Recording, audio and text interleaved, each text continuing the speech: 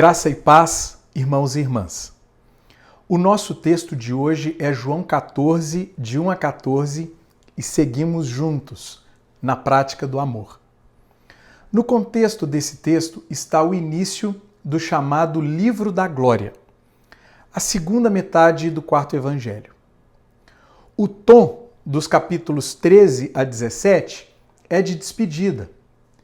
No cenáculo, Jesus lava os pés dos seus discípulos.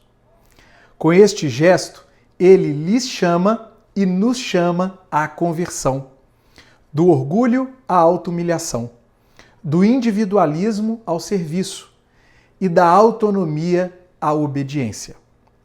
No cenáculo, Jesus também revela que Judas Iscariotes o trairá e que Simão Pedro o negará. É neste contexto que ele lhes dá e nos dá um novo mandamento. Amem-se uns aos outros. Como eu os amei, vocês devem amar-se uns aos outros. João 13:34. É pelo amor mútuo que os seus discípulos serão reconhecidos. No cenáculo, Jesus ainda anuncia que deixará este mundo. Embora os leitores de João já saibam que ele voltará ao Pai, os seus discípulos ainda não sabem disso. Ainda não sabem para onde ele vai. Logo, o coração destes se perturba e muito. À luz do nosso texto, eu gostaria de propor que Jesus é quem nos revela o seu Pai e nosso Pai. E para acolher esta revelação, nós precisamos tomar 3 atitudes. A primeira atitude é confiar em Jesus, do verso 1 ao 4.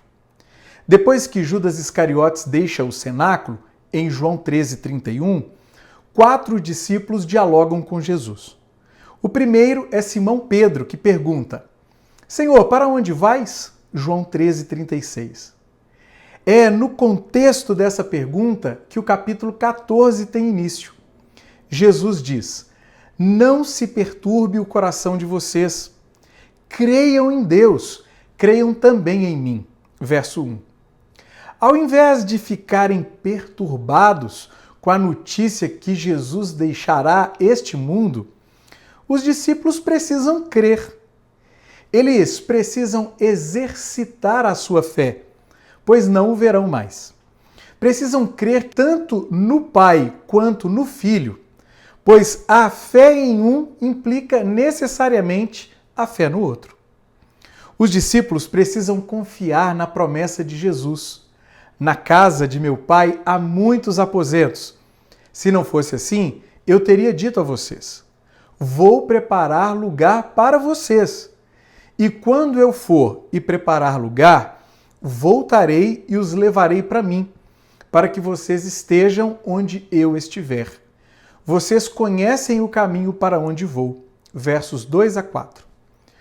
No Evangelho de João, esta é a segunda vez que Jesus faz menção à casa do Pai. Na primeira, aos que vendiam pombas, disse: Tirem essas coisas daqui. Parem de fazer da casa do meu Pai um mercado. Capítulo 2, verso 16. Neste último verso, a casa do Pai é uma clara referência ao Templo de Jerusalém. Na perspectiva judaica, esse templo é o local onde o céu e a terra se encontram, se tocam. Em Jesus, o céu e a terra se encontram, à medida que ele renova todas as coisas, à medida que a vontade do Pai é feita na terra como ela é feita no céu. No fim desta era, quando Jesus voltar e a vontade do Pai for feita na terra como ela é feita no céu, todos aqueles que nele creem, que nele permanecem, habitarão com ele nesta terra renovada.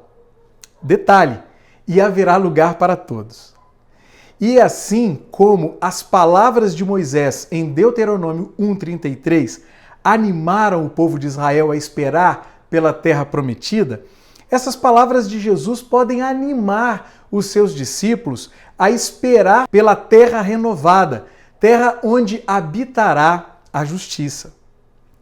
Enquanto esperamos pela terra renovada, vez por outra, o nosso coração ficará perturbado. A presença do mal ao nosso redor pode fazer com que o medo habite o nosso interior. E quando isso acontecer, o que precisamos fazer? Precisamos crer em Jesus e na sua promessa de renovar tudo. E precisamos agir no presente, antecipando o futuro que o Pai deseja. Enquanto esperamos pela terra renovada, também precisamos construir relacionamentos significativos. Nessa terra renovada, habitaremos com Jesus e com os nossos irmãos e irmãs, aqueles com os quais temos mais afinidades e aqueles com os quais temos menos afinidades. Isso significa que a comunhão presente é uma antecipação da comunhão futura. A igreja são pessoas diferentes, alcançadas pelo mesmo amor, habitadas pelo mesmo Espírito, sendo conformadas ao mesmo Cristo, para a glória do mesmo Pai, vivendo em unidade. E o fundamento dessa unidade é o nosso amor, não as nossas afinidades. A segunda atitude é caminhar em Jesus, do verso 5 ao verso 7. O segundo discípulo que dialoga com Jesus é Tomé. Ele pergunta: Senhor, não sabemos para onde vais, como então podemos saber o caminho? Verso 5. Ou seja, antes de saber o caminho, é necessário saber para onde se vai. Se eles ainda não sabem para onde Jesus vai, obviamente não podem saber o caminho. E Jesus responde: Eu sou o caminho, a verdade e a vida. Ninguém vem ao Pai a não ser por mim. Verso 6. Assim, quem quiser chegar ao Pai precisa passar pelo caminho, que é Jesus. E só há esse caminho. Isto é, quem quiser conhecer a verdade e ter a vida, precisa imitar a Jesus. Precisa fazer do caminho dele o seu próprio caminho. Notem, isso é uma prática, não uma teoria. Caminho, verdade e vida são uma pessoa, Jesus, a quem os seus discípulos imitam. Assim sendo, conhece o Pai quem vive como Jesus, não quem tem informações sobre ele. É por isso que Jesus mesmo afirma: se vocês realmente me conhecessem, conheceriam também o meu Pai. Já agora vocês o conhecem e o têm visto. Verso 7. Jesus é aquele que revela quem é o seu Pai. Então, é conhecendo a Jesus que se conhece o Pai, pois tudo o que o Pai queria dizer de si mesmo, ele disse através de Jesus, a sua palavra encarnada. Nós só seguimos a Jesus de fato à medida que nós o imitamos na vida. Esta tem sido a tônica de João. Por isso, o nosso discipulado tem muito mais a ver com o fazer do que com o saber. É como Jesus mesmo diz após lavar os pés dos seus discípulos: Eu dei o exemplo para que vocês façam como lhes fiz. Agora que vocês sabem essas coisas, felizes serão se as praticarem. João 13, 15 e 17. É como também canta o poeta: Eu não quero só te conhecer de ouvir falar. Saber não é o bastante, viver é muito mais. E o mais extraordinário em tudo isso é que essa imitação traz significado e sentido à nossa vida. Percebamos como Jesus percebe, sintamos como Jesus sente, hajamos como Jesus age. Isso será verdade e vida para nós. A terceira atitude é contemplar a Jesus, do verso 8 ao verso 14. O terceiro discípulo que dialoga com Jesus é Filipe. O quarto será Judas, não o Iscariotes. Filipe pede: Senhor, mostra-nos o Pai, e isto nos basta. Verso 8. Possivelmente, ao fazer este pedido a Jesus, ele está rememorando o pedido que Moisés fez a Deus. Peço-te que me mostres a tua glória. Êxodo 33, 18. Fato é que Filipe ainda não entende o que Jesus disse a respeito da sua relação com o Pai. Por isso, Jesus lhe responde com 3 perguntas. Você não me conhece, Filipe, mesmo depois de eu ter estado com vocês durante tanto tempo? Quem me vê, vê o Pai. Como você pode dizer, mostra-nos o Pai? Você não crê que eu estou no Pai e que o Pai está em mim? Versos 9 a 10a. Jesus equipara o conhecimento do Pai ao conhecimento dele mesmo. Ou seja, contemplar a Jesus é como contemplar o Pai, pois Jesus está no Pai e o Pai está nele.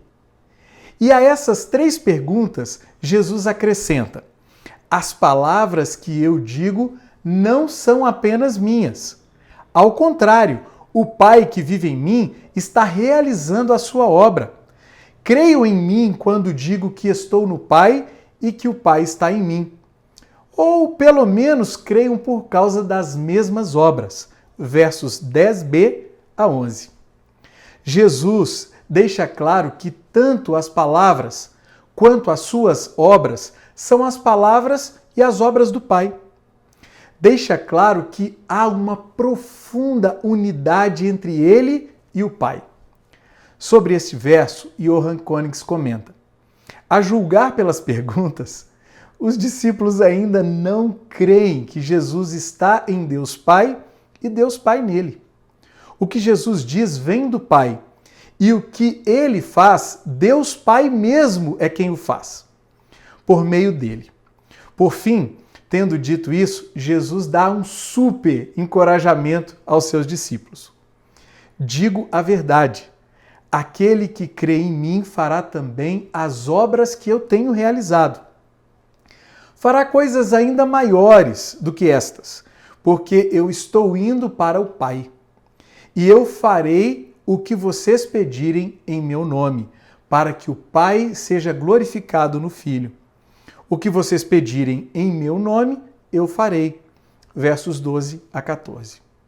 Basicamente, o que Jesus declara é o seguinte: quem reconhece que as obras dele são as obras do Pai, o imitará. E quem o imitar fará obras ainda maiores em extensão e em quantidade, porque o multiplicarão no mundo. Ele chegará em lugares que não chegara e realizará obras que não realizara.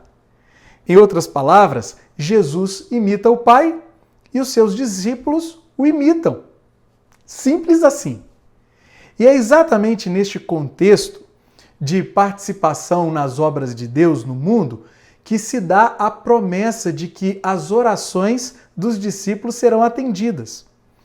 Isso porque elas estarão em harmonia com a vontade de Deus.